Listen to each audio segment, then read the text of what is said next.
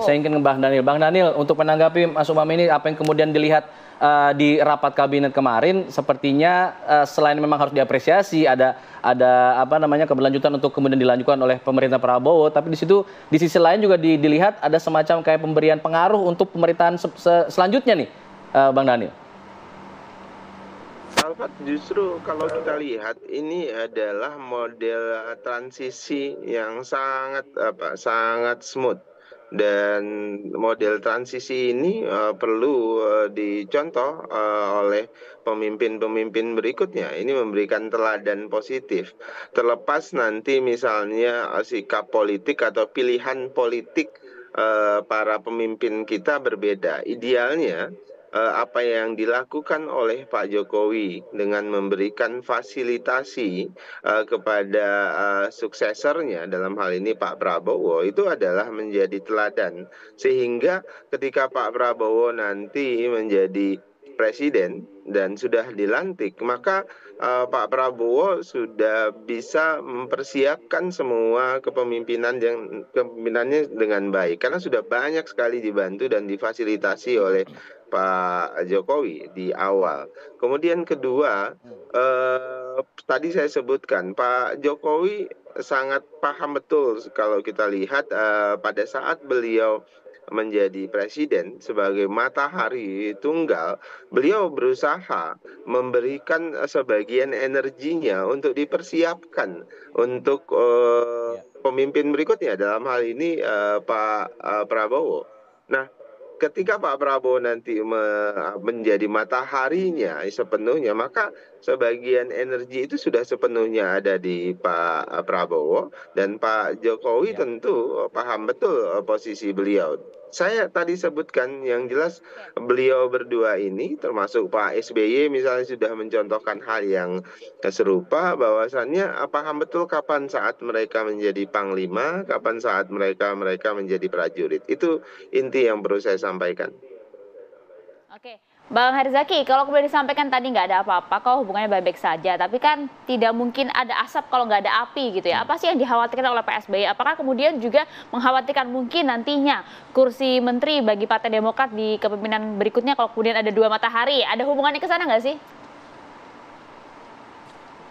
Ya enggak lah gitu, enggak ada gitu-gitu. Kalau Pak SBY itu kan beliau selalu berbicara mengenai Indonesia, ya, gagasan-gagasan besar mengenai situasi geopolitik gitu ya, namanya guru bangsa, ya kan, tokoh yang pernah memimpin negeri ini selama 10 tahun. Jadi nggak masuk ke tataran politik praktis, apalagi bicara mengenai kursi kabinet, nggak ada itu. Bahkan ketua umum kami Mas Ahaye ketika berdiskusi dengan Pak Prabowo, Pak Presiden terpilih, dalam beberapa kesempatan, masalah kabinet itu hanya nggak banyak yang dibahas gitu ya, masalah nama, masalah nomenklatur atau apa, tapi yang lebih banyak adalah membicarakan mengenai bagaimana kita bisa memastikan visi misi program Pak Prabowo gitu benar-benar bisa diwujudkan dalam 5 tahun ke depan. Karena banyak ini mimpi-mimpi besar, gagasan-gagasan besar ya, apalagi di tengah tantangan yang makin kompleks yang hari ini kita hadapi. Dengan situasi internasional tentunya akan mempengaruhi juga nanti situasi dalam negeri. Jadi tidak terbatas dan tidak melulu selalu setiap kali bertemu pembahasannya kompleks, jumlah menteri gitu, atau misalnya jatah atau apa, nggak ada gitu-gitu gitu. Tapi bagaimanapun Demokrat ya seperti disampaikan oleh Mas Ahy sendiri, kita punya komitmen penuh mendukung Pak Prabowo. Bahkan masa menyampaikan siap ditempatkan di mana saja gitu. Jadi nggak pakai pilih dan pilih gitu ya.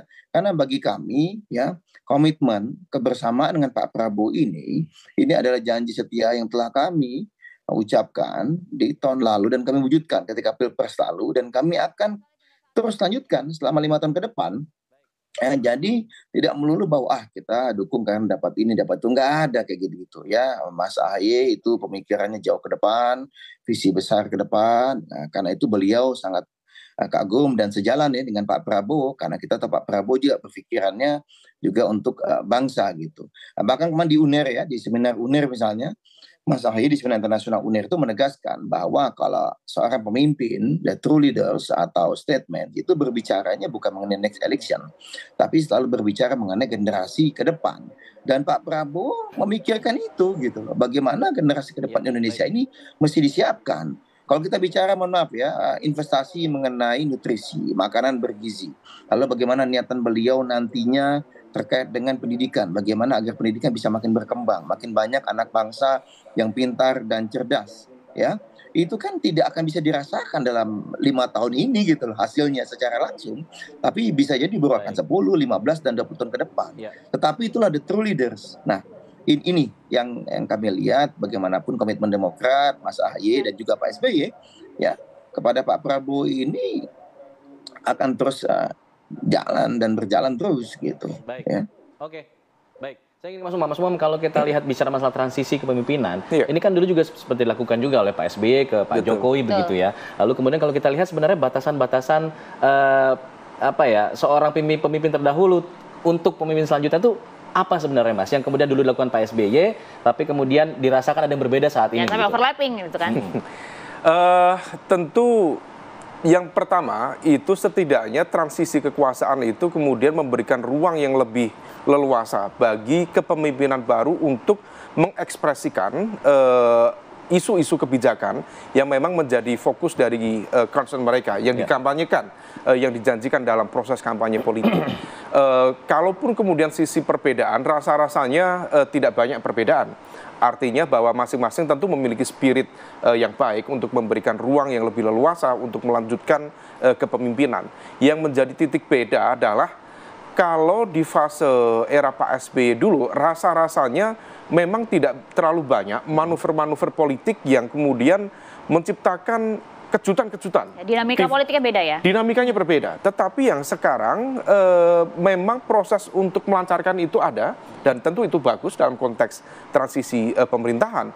Tetapi kemudian kejutan-kejutan itu juga cukup banyak terjadi. Salah satunya tadi adalah RUU, Undang-Undang Pilkada. Maka di level ini menjadi early warning. Lagi-lagi ya. Maka kemudian kalau misal kemudian kita bicara tentang konteks pengalaman, saya pikir yang disampaikan Pak SBY itu ada benarnya. Karena beliau juga pernah memimpin negara. Bagaimana dalam proses pemerintahan, kalau ada dua kekuatan besar, kalau dalam bahasanya Theodore Roosevelt itu, jangan sampai ada two conflicting forces. Maka harus only one, and only one leader itu yang kemudian akan menentukan bagaimana kemudian arah itu bisa dijalankan. Karena kalau misal tidak, dinamika politik dan instabilitasnya itu akan tercipta dan itu akan membayangi transisi kepemimpinan dan juga kekuasaan baru, dan itu tidak produktif dalam konteks penciptaan baik itu tata kelola pemerintahan secara general maupun dalam konteks pemerintahan yang efektif. Nah, kemudian kalau misal kemudian ini bisa dijalankan dengan baik dalam proses transisi ke depan, tentu akan produktif. Tapi kalau misal tidak, dengan segala exercise kekuatan tadi ya, baik itu dengan mengutak-atik undang-undang One Team Press atau dengan nanti melakukan merajut kekuatan baru dengan partai politik yang tersedia misalnya, maka jangan-jangan itu kemudian menjadi area yang justru akan sangat sensitif dan tidak begitu produktif untuk pemerintahan yang akan datang.